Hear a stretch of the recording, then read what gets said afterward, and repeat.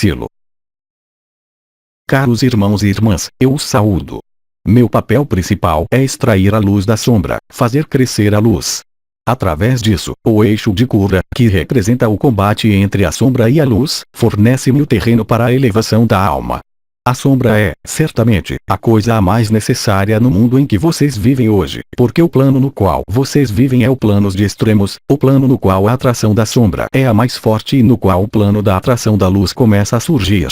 Assim, através de médiums, eu intervenho para iluminar as zonas de sombras, e não é preciso, jamais, conceber a doença como um obstáculo, mas, bem mais, como uma ocasião única de escalar, passo a passo, os degraus para a luz. Assim, a doença, também, é o poder da sombra sobre seu destino. Foi-me conferida a possibilidade de liberar a luz aprisionada pela sombra, mas não rejeitem a sombra, porque é graças a ela que vocês podem esperar, um dia, apoiar-se para ir para a luz verdadeira, para a luz de Cristo, para o Logos solar, para sua luminescência de alma e de espírito. A sombra trabalha para a luz, compreendam isso. A sombra jamais foi um fim em si, o fim em si é a luz e nada mais. Vocês estão aqui para combater, identificar-se a esse combate da sombra contra a luz e da luz contra a sombra, até certo estágio. Esse estágio é a resolução ou, mais, o espaço de resolução de doença, que conduz à explosão de luz, que se traduzirá ou pela morte ou pela ressurreição. Assim, é-me dado intervir nesse espaço tênue em que o ser está próximo da morte, próximo da doença, do sofrimento, para daí extrair sua própria luz e tentar transcender suas zonas de sombra, para renascer, totalmente, à luz, totalmente, purificado, totalmente iluminado. Minha intervenção consiste em favorecer o apoio da luz sobre a sombra, para que a sombra desapareça pelo abrasamento de luz. Meu espírito é um espírito de fogo, porque o fogo ilumina, queima, transforma e transcende e conduz à ressurreição na verdade, à ressurreição na luz, na qual a sombra não existe mais, em suma, a transcendência, ao caminho que está além do caminho, o momento em que o ideal de luz deixa lugar ao abandono de luz, para que ela trabalhe e venha reabsorver a sombra. Assim procede a doença, qualquer que seja.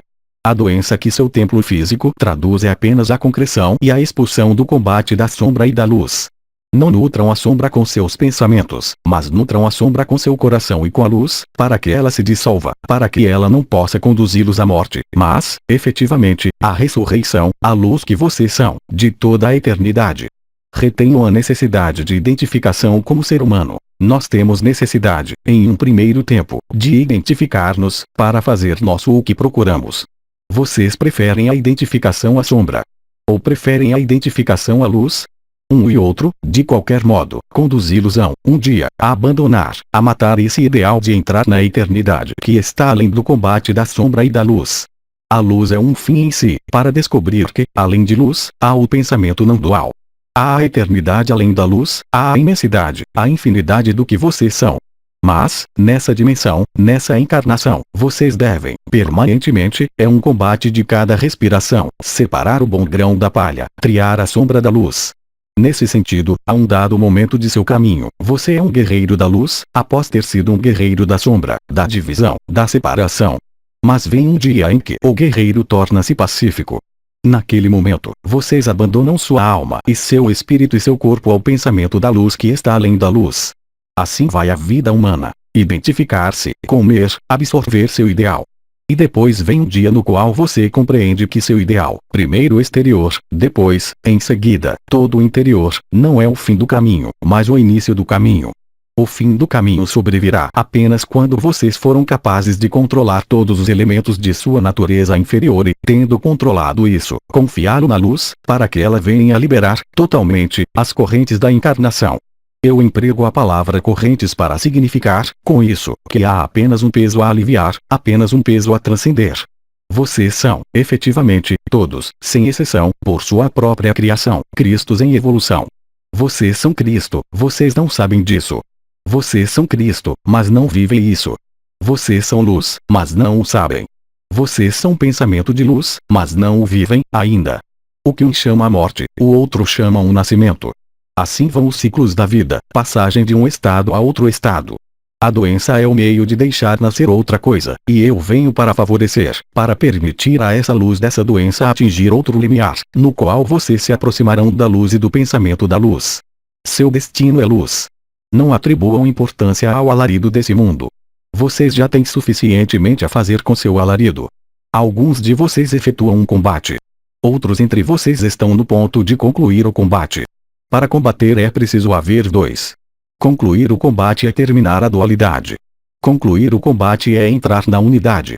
Meu papel, através, tanto das manifestações tangíveis da cura de uma doença, através da realidade da luz que é transmitida quando de minhas intervenções, dá a vocês o suplemento de alma, o suplemento de luz que os engajará a terminar o combate. Frequentemente foi dito que ninguém pode fazer o caminho em seu lugar. Isso é verdade. Ninguém pode andar e tomar seus passos, outro que não você mesmo. Ainda é preciso que você aceite, totalmente, o porquê você está aí. Efetivamente compreender esse mundo de dualidade, não como um mundo obscuro, sombrio, tenebroso, mas assim como o grão é colocado na terra, assim como nessa sombra da terra vai produzir-se a alquimia mais sublime, que é a eclosão. Sua vida, seu destino busca, mais cedo ou mais tarde, eclodir. Vocês são uma flor em evolução, são um Cristo em evolução, todos, sem exceção. Vamos, entretanto, verbalizar um espaço de trocas. Assim, caras luzes, caros Cristos, eu lhes deixo a palavra. Questão: o que significa ser Cristo? A finalidade de toda a vida é Cristo. Cristo longe do Senhor é Sol, Filho do Pai, Filho da fonte, de onde tudo provém e para onde tudo volta. Movimento de ir e retorno. No mais profundo do ir vocês veem pouco o retorno. A dimensão de vida presente é o fim do ir e o momento do retorno que começa. Vocês são Cristo significa o que vocês são, de toda a eternidade, pelo momento inicial no qual vocês separam sua alma da fonte, até o momento final, em que tudo volta à fonte. O estado Cristo é um estado de sacrifício, um estado de unidade. O que significa ser sacrificado no estado Cristo? É a sombra, sacrificada no altar da luz, no altar da unidade. Vocês são Cristo. Nisso, eu os chamo. Questão: orar a um santo, em uma igreja, pode ajudar. Caro Cristo, enquanto você procurar no exterior seu caminho, você estará no exterior de si. Enquanto você procurar, através de um lugar, através de uma data, a irradiação de qualquer ser Cristo, você procurará, fora de si mesmo, onde reina o combate. É preciso procurar em si. Vocês têm, como se diz, a resposta em si, mas isso não é uma visão do espírito, é uma realidade do espírito. Enquanto vocês procurarem no exterior, esquecerão do lugar primordial, que é o coração de seu ser. Enquanto entregarem seu poder a outro Cristo, vocês não serão seu próprio Cristo e afastar-se-ão da unidade. A resolução final que é, eu os lembro, o abandono à luz, apenas pode situar-se no interior de seu ser e não em quaisquer modelos. Mas é-lhes possível, por sua liberdade, continuar a buscar no exterior. Então, eu poderia responder que você pode fazê-lo. Isso quer dizer que você terá necessidade, ainda, de buscar, no exterior, a prova de sua realidade crística. Questão: qual é a diferença entre depositar os problemas aos pés de Jesus ou junto à fonte? Mas, querida filha, não há diferença alguma. Jesus é Cristo, é fonte, é origem. Ele é filho do Pai, imagem do Pai. Qualquer que seja o nome que você dê, Cristo, fonte, unidade, trata-se da mesma coisa, da mesma essência que seu véu de ilusão da encarnação a faz aprender de maneira diferente. Quando vocês fusionarem essas diferenças, Cristo, Jesus, fonte, unidade, verão a unidade. Não há oposição, é a mesma coisa. Questão: a oração, de coração a coração, com o Pai, permite atingir essa unidade. A oração de coração a coração, tal como você a formula, é dualidade.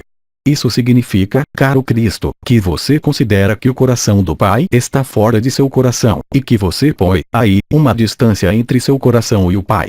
Isso não é unidade. Isso é, ainda, combate de guerreiro de luz.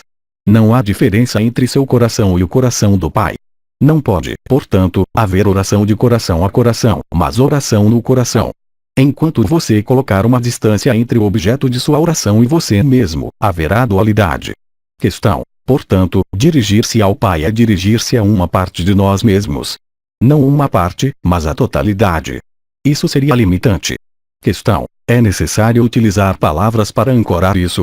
As palavras são apenas palavras. Apenas quando elas se tornam luz, quando a identificação às palavras, é que elas tomam sua total vibração. Enquanto as palavras são pronunciadas, elas são exteriores à unidade. Apenas quando elas são digeridas é que elas são unidade. Toda oração, mesmo dita com o coração, é apenas o pálido reflexo da realidade.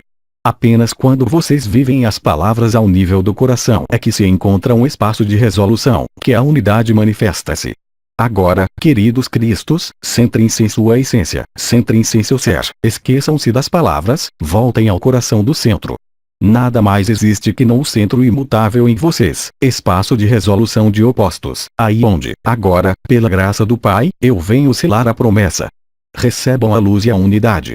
Sejam abençoados pelo que vocês são, sejam abençoados por sua divindade. Aos Três Dimensões, 8 de agosto de 2007. Versão para o português, Célia G. Mensagem atemporal.